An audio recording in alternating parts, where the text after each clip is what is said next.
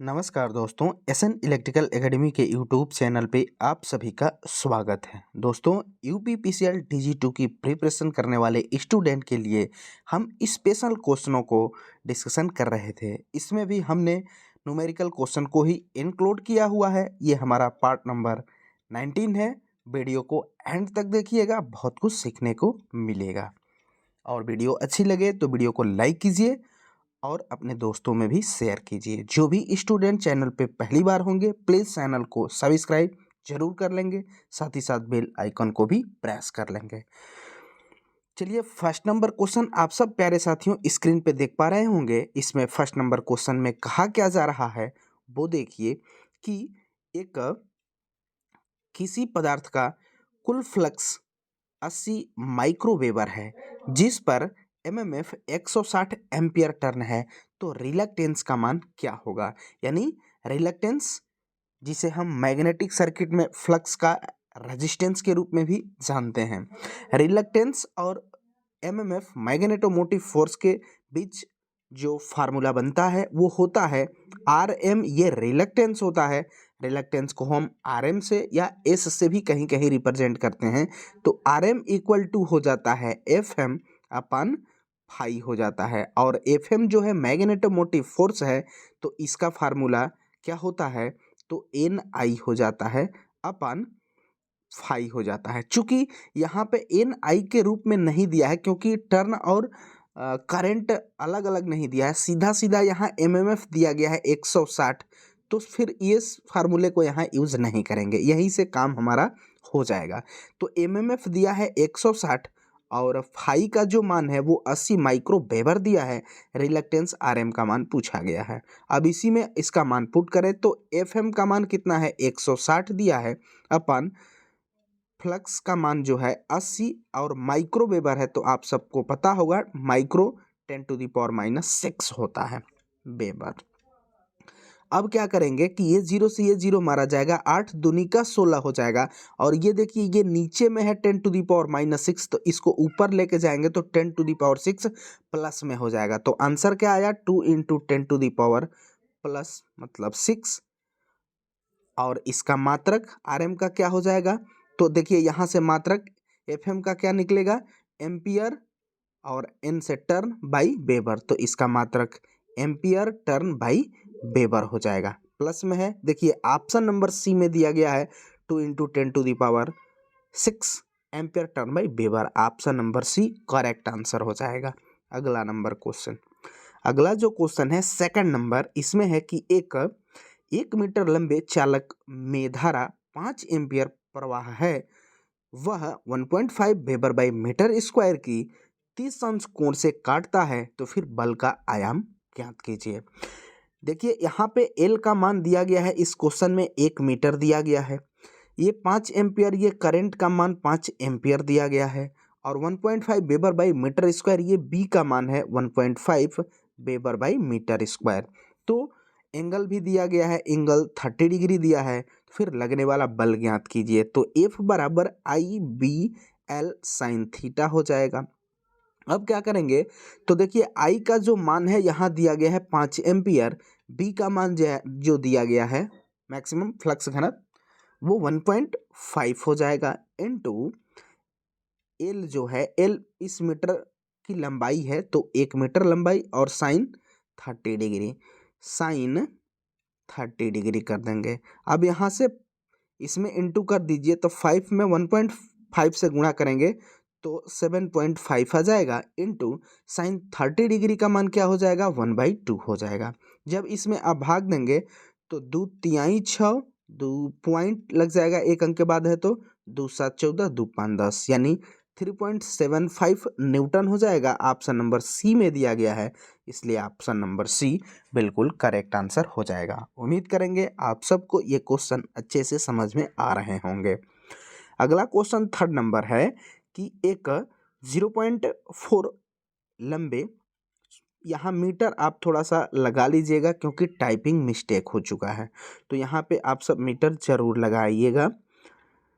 Third number question में कि एक 0.4 मीटर लंबे चालक में 30 एम्पियर धारा प्रवाहित होती है, जो 0.8 वेबर बाई मीटर स्क्वायर चुंबकीय क्षेत्र के लंबवत रखा है तो उस चालक पर लगने वाला बल कैलकुलेट करना है।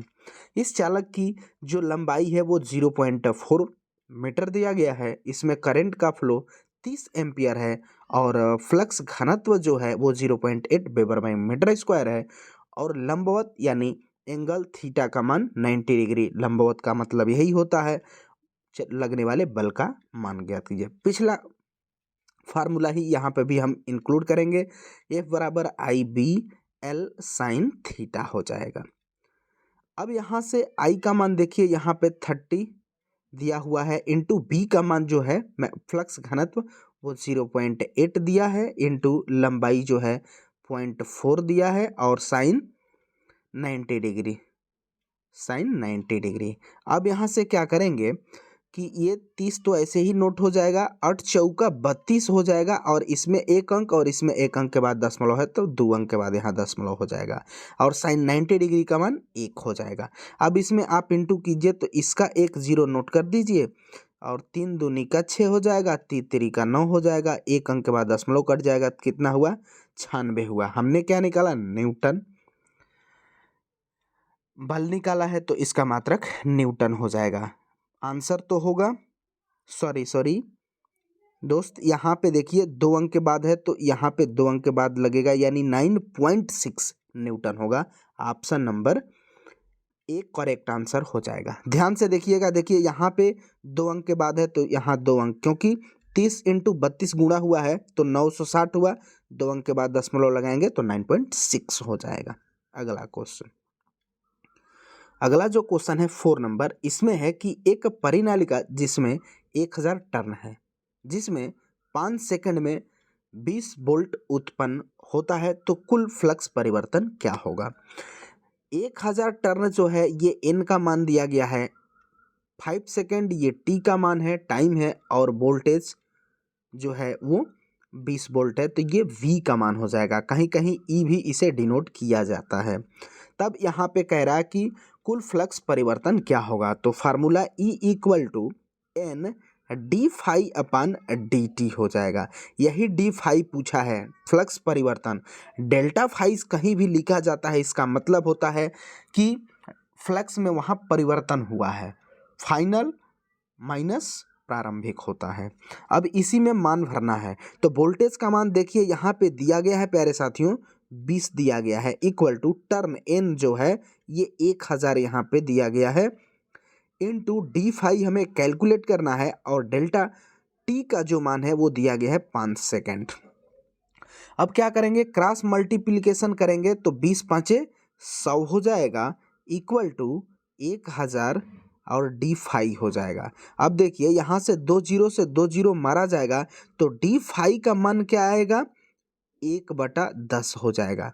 अब आप देखिए आंसर जो दिया जा रहा है वो पॉइंट में दिया जा रहा है, इसका मतलब यह है कि ये जो है ये मिली में है, यहाँ भी टाइपिंग मिस्टेक है। यहाँ पे देखिए वेबर जो लिखा है ना, यहाँ मिली वेबर सबको आप समझिएगा, सबको मिली वेबर, सभी ऑप्शन में मिली वेबर है। अब क्या करेंगे कि हमारा डी फाई का जो मान आया है वो 1/10 आया है, इसको मिली में चेंज कीजिए तो 1 मिलीमीटर में 1000 मिलीमीटर, 1 मीटर में 1000 मिलीमीटर होता है तो 1 मिलीमीटर में 1/1000 हो जाएगा। तो यहाँ पे हम 1000 से गुणा कर देंगे। जब आप 1000 से गुणा करेंगे तो यहाँ 3 जीरो है तो 1 जीरो इसमें से कट जाएगा तो 2 जीरो बचेंगे, यानी 100 मिली वेबर इसका आंसर होगा। और 100 मिली वेबर यहाँ पे आप डी ऑप्शन में 100 लिख लीजिए, 100 मिली एम्पियर, यही आंसर हो जाएगा ऑप्शन नंबर डी। उम्मीद करेंगे आपको ये क्वेश्चन समझ में आया होगा। अगला क्वेश्चन, अगला जो क्वेश्चन है 5 नंबर की एक सोलेनाइड में लोह कोर का कटाक्ष क्षेत्रफल 4 सेंटीमीटर स्क्वायर तथा फ्लक्स घनत्व 0.4 टेस्ला है तो परिनालिका में फ्लक्स का मान क्या होगा। यहाँ पे देखिए ए का मान दिया है 4 सेंटीमीटर स्क्वायर और टेस्ला जो है ये बी का मान होता है, फ्लक्स घनत्व का एसआई मात्रक टेस्ला होता है तो ये 0.4 टेस्ला दिया है। तो फिर फ्लक्स का मान कैलकुलेट करना है तो फ्लक्स पहले formula B equal to 5/A होता है। यहाँ पे B का मान दिया गया है, A का मान दिया गया है, फ्लक्स पूछा है, तो 5 बराबर क्या हो जाएगा, BA हो जाएगा। अब इसी में मान पुट करना है। B का मान कितना है, यहाँ पे देखिए 0.4 टेस्ला है, इनटू A का मान जो है वो 4 सेंटीमीटर स्क्वायर है। तो इसको पहले आप मीटर में कन्वर्ट कीजिए, तो 1 मीटर में कितना सेंटीमीटर, 100 सेंटीमीटर। चूंकि स्क्वायर है तो 2 बार हम 100 को लिखेंगे। अब ये मीटर में कन्वर्ट हो गया। अब यहाँ से पॉइंट हटाएंगे, एक अंक के बाद दशमलव है तो 1 0 नीचे बढ़ जाएगा, 10 हो जाएगा। यहाँ पर भी ऑप्शन में आप सबको देखेंगे तो मिली में दे रहा है, तो यहाँ 1000 से गुणा कर देंगे मिली में कन्वर्ट करने के लिए। अब यहाँ से 3 0 से ये 3 0 कैंसिल आउट हो जाएगा। अब इसमें 4 × 4 16 हो जाएगा, अपान 100 है, तो 100 है तो 16/100 लिखेंगे, तो ये 100 को हटाएंगे तो 2 अंक के बाद दशमलव लग जाएगा, यानी 0.16 मात्रा क्या होगा, मिली वेबर हो जाएगा। ऑप्शन नंबर ए में दिया गया है 0.16 मिली वेबर। ऑप्शन नंबर ए बिल्कुल करेक्ट आंसर हो जाएगा। अगला क्वेश्चन, अगला जो क्वेश्चन है 6 नंबर, इसमें है कि किसी कुंडली में 1 एम्पियर की धारा प्रति सेकंड की दर से परिवर्तन करने के लिए यदि 1 वोल्ट प्रेरित होता है तो कुंडली का प्रेरकत्व क्या होगा। यहाँ पे देखिए 1 एम्पियर दिया है, ये तो करंट का मान हो गया। 1 वोल्ट प्रेरित वोल्टेज, इंड्यूस्ड वोल्टेज हो गया, तो ये V का मान हो गया या E का मान हो गया। अब आपसे L का मान पूछा गया है, तो फार्मूला क्या बनेगा, E इक्वल टू LdI/dt हो जाएगा। अब यहाँ पे देखिए वोल्टेज जो दिया गया है वो 1 वोल्ट दिया गया है, L हमसे पूछा गया है क्योंकि प्रेरकत्व L होता है, पूछा गया है, और कह रहा है कि धारा परिवर्तन प्रति सेकंड जो है 1 हो रहा है, तो यहाँ पे 1 एम्पियर बटा 1 सेकंड, प्रति सेकंड माने 1 सेकंड। अब फिर L का मान ज्ञात कीजिए, तो ये इससे कट जाएगा और 1 में L से गुणा करेंगे तो L हो जाएगा, यानी L का मान क्या हो गया, 1 हो गया। चूंकि L जो होता है प्रेरकत्व, इंडक्टेंस होता है, इंडक्टर होता है, तो इसे हम मात्रक में हेनरी लिखेंगे। ऑप्शन नंबर ए में देखिए दिया है 1 हेनरी, ऑप्शन नंबर ए बिल्कुल करेक्ट आंसर हो जाएगा। अगला क्वेश्चन, अगला जो क्वेश्चन है 7 नंबर, इसमें है कि 1 मीटर लंबाई के एक चालक में 50 मीटर पर सेकंड के वेग से 1.5 मीटर सेकंड स्क्वायर की एक समान चुंबकीय क्षेत्र का छेदन करने के लिए समकोण पर मूव करता है, तो प्रेरित ईएमएफ कैलकुलेट कीजिए। अब यहाँ पे देखिए लंबाई इस कंडक्टर की दिया गया है 1 मीटर और इसका वेग जो है वो 50 मीटर पर सेकंड है, और 1.5 मीटर बाई सेकंड स्क्वायर जो है ये फ्लक्स घनत्व का मान हो गया। तो फिर समकोण पे एंगल समकोण थीटा का मान 90 डिग्री हो गया, तो प्रेरित ईएमएफ कैलकुलेट करना है। तो फार्मूला क्या हो जाएगा, E इक्वल टू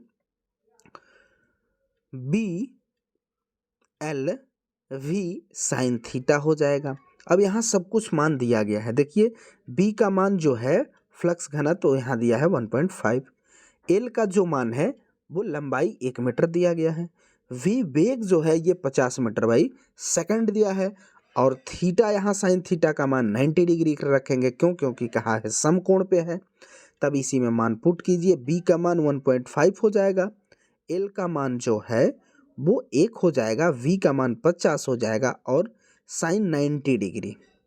अब क्या करेंगे कि 1.5 into 1 into 50 into sine 90 degree का मान कितना हो जाएगा, 1 हो जाएगा। अब इसी में गुणा करना है, तो गुणा करेंगे तो 1 सब, और 1.5 इंटू 50 15 5 75 और 1 0 हो जाएगा। अब एक अंक के बाद दशमलव लगाएंगे तो कितना हुआ, 75। हमने वोल्टेज निकाला था तो इसका मात्रक वोल्ट हो जाएगा, यानी 75 वोल्ट हो जाएगा। Option number B correct answer हो जाएगा। अगला क्वेश्चन, अगला जो क्वेश्चन है 8 नंबर, इसमें है कि एक कुंडली का चुंबकीय फ्लक्स 0.1 सेकंड में 1 वेबर हो जाता है, तो कुंडली का ईएमएफ कैलकुलेट कीजिए। तो फार्मूला पुनः वही लगाएंगे। देखिए यहाँ पे टाइम जो दिया गया है वो 0.1 सेकेंड दिया गया है और डी फाई का जो मान है वो दिया गया है 1 वेबर। तो कुंडली का ईएमएफ ज्ञात कीजिए, तो E equal to n d phi upon d t कर देंगे। यहाँ पे टर्न नहीं दिया है तो हम मान लेंगे कि 1 होगा और डी फाई का जो मान है वो 1 दिया गया है, 1 वेबर यहाँ दिया गया है और डी टी का मान देखिए 0.1 सेकेंड दिया गया है। अब ये पॉइंट हटाएंगे तो ऊपर में एक 0 बढ़ा देंगे। अब ये 1 से 1 मारा जाएगा, आया कितना 10। हमने निकाला वोल्टेज तो इसका मात्रक वोल्ट हो जाएगा। ऑप्शन नंबर बी 10 वोल्ट बिल्कुल करेक्ट आंसर हो जाएगा। अगला क्वेश्चन, अगला जो क्वेश्चन है 9 नंबर, इसमें है कि एक कुंडली का स्वप्रेरकत्व 2 मिली हेनरी है जिसमें 10⁻³ एम्पियर बाई सेकंड धारा दर से प्रेरित होता है, तो फिर ईएमएफ कैलकुलेट कीजिए। यहाँ पे देखिए ये एल का मान जो दिया गया है 2 मिली हेनरी दिया गया है और वेग जो है वो 10⁻³ एम्पियर बाई सेकंड है, तो फिर प्रेरित ईएमएफ कैलकुलेट करना है। अब यहाँ पे देखिए फार्मूला फिर वही E equal to L d I by d t कर देंगे। डी आई क्योंकि करंट यहाँ पे दिया है। अब देखिए एल का मान जो दिया गया है वो 2 मिली हेनरी दिया गया है और डी आई का जो मान दिया गया है वो 10⁻³ दिया गया है अपन टाइम नहीं है तो मान लेंगे प्रति सेकंड, क्योंकि एम्पियर बाई सेकंड दिया है तो फिर 1 कर देंगे। अब देखिए 2 मिली हेनरी है तो इसको हम मिली हेनरी को हेनरी में जब चेंज करेंगे तो 2 इंटू 10⁻³ कर देंगे इनटू यहाँ से पहले जो है करंट वो कितना है 10⁻³ है, तो ये -3 का ये +3 कैंसिल आउट हो जाएगा, 2 बचेगा और यही ई का मान होगा या भी का मान होगा। अब ये ई या भी क्या है वोल्टेज है, तो फिर मात्रक वोल्ट हो जाएगा और आंसर 2 वोल्ट हो जाएगा। ऑप्शन नंबर बी बिल्कुल करेक्ट आंसर हो जाएगा 2 वोल्ट। अगला क्वेश्चन,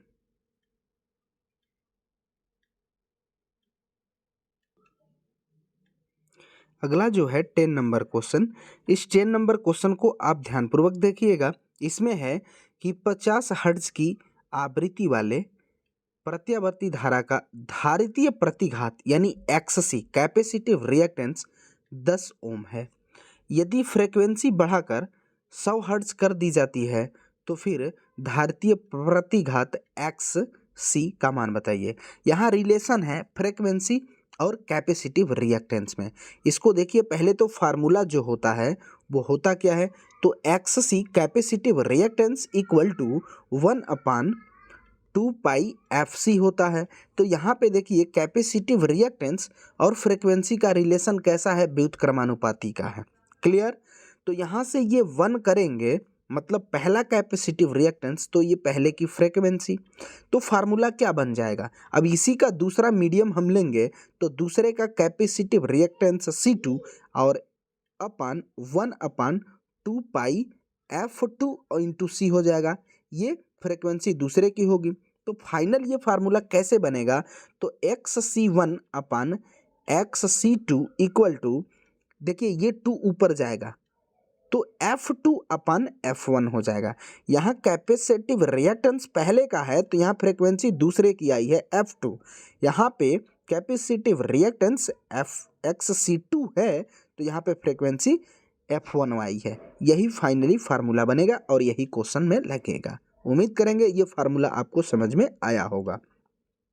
अब यहाँ पे देखिए यहाँ पे 10 ओम दिया है तो ये पहला XC1 है, यहाँ पे जो है फ्रीक्वेंसी पहली F1 है और यहाँ पे फ्रीक्वेंसी जो है F2 है, तो फिर formula XC1 upon XC2 equal to F2 upon F1 हो जाएगा। अब क्या करेंगे कि XC1 का मान 10 ओम दिया गया है अपन XC2 दूसरे कैपेसिटिव रिएक्टेंस कैलकुलेट करना है इक्वल टू दूसरे की फ्रीक्वेंसी 100 हर्ट्ज और दूसरे का पहले की फ्रीक्वेंसी 50 हर्ट्ज। ये तो दूसरे की फ्रीक्वेंसी है ना 100 हर्ट्ज और पहले की 50 दूनी का 100 हो जाएगा और 2 से ये 2 5 10 हो जाएगा। XC2 का मान कितना आया 5 फ्रीक्वेंसी निकाले, नहीं, कैपेसिटिव रिएक्टेंस X2 निकाले तो इसका मात्रक ओम हो जाएगा, यानी 5 ओम करेक्ट आंसर होगा। ऑप्शन नंबर डी में दिया गया है 5 ओम, इसलिए ऑप्शन नंबर डी बिल्कुल करेक्ट आंसर हो जाएगा।